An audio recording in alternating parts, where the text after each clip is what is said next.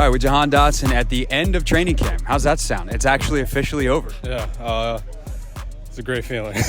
Honestly, it's a great feeling. It's been a long training camp. I've been getting a lot of good work in, but it's been a long one. So happy these dog days are over and get to play against some other guys. Yeah, for sure. How did this one compare? Both obviously new system, EB. We've talked ad nauseum about his impact for good reason, but also your second year. How is this different than last year? Yeah, it's been a lot different. Obviously, coaching, EB.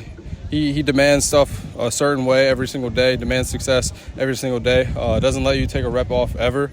And like I always say, that's what you want in a coach, someone who pushes you to your limits and brings the best out of you.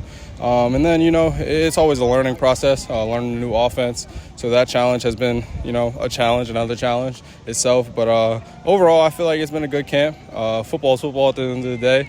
You're going to have your dog days, going to be tough, but you just got to push through. I was doing a little background on you and just kind of learning a little bit more about your story. And I think it's so fascinating. You went to 3 different high schools, right? So what was that experience like? And then what was it like to find that stability at Penn State and how different that experience was in college, be able to stick in one place and grow in one place as a young man? Yeah, it was really cool. And that was just the trust I had in Coach Franklin and the Penn State program, Coach Dwight Galt. I trusted in those guys who, those are really crucial years in your life where you're kind of becoming a man a little bit. You learn a lot of life lessons. You kind of learn when you were a younger kid, but they're amplified a little bit more. You're in the world by yourself.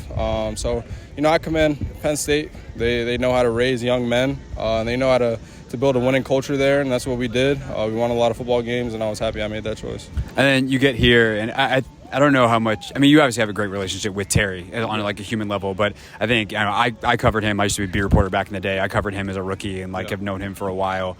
But to see the vulnerability he showed in that interview with Ryan Clark and his crew on the pivot, what are the conversations like in that receiver room, just on a human level, compared to what's happening in college, what was happening in high school as you mature into being around, as you say, grown men now? Yeah, when you're around the guys every day, you share little stories about, things you did in your life. We all share some of the same characteristics of stories of some sort.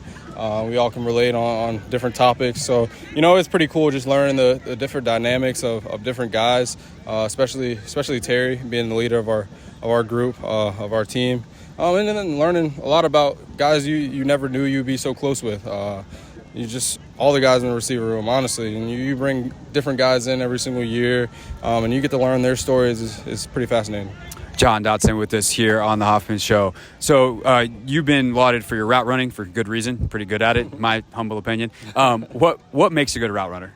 I would say patience, and being able to decipher zone, where to sit in zones, knowing soft spots in zones, coverage recognition. That's a big thing. You got to know what you're going up against every single rep, and then just studying your opponents, making sure that you kind of have an upper hand on whoever you're going against that week, and then a lot of God-given ability. Honestly, I got to credit God. I feel like he put me on this platform to run routes. That's what I'm doing.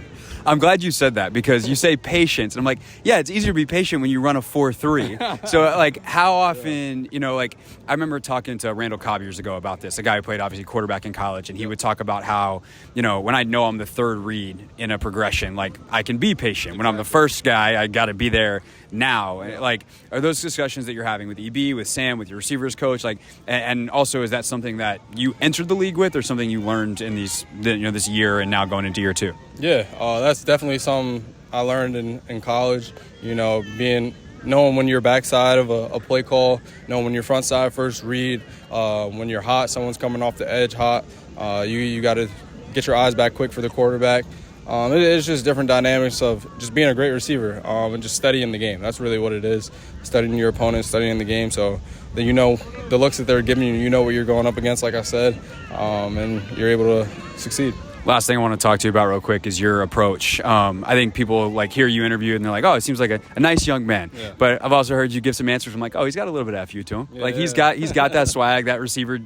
Everyone says diva back in the day, the Randy Mosses or whatever. But there's a confidence. Where does that confidence come from? The work I put in, honestly. I feel like I put my all into football ever since a young age, too. Like, I've been doing this forever, and I don't ever take it for granted.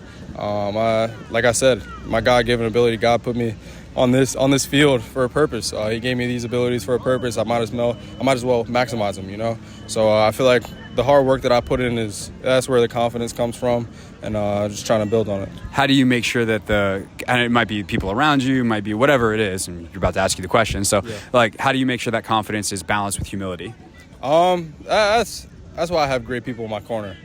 People who keep me grounded, especially my dad. My dad is probably one of the biggest influencers in my life. It just keeping me grounded, keeping that humility instilled in me, making sure that, you know, I never take things for granted. I always thank the man above, and that I stay close to the ones who are always there. John, appreciate it. Thank you. Yep. What's up, kiddos? It's your boy Clinton Yates from ESPN. It's the Hoffman Show on the Team 980. Tell your mama I said what's up.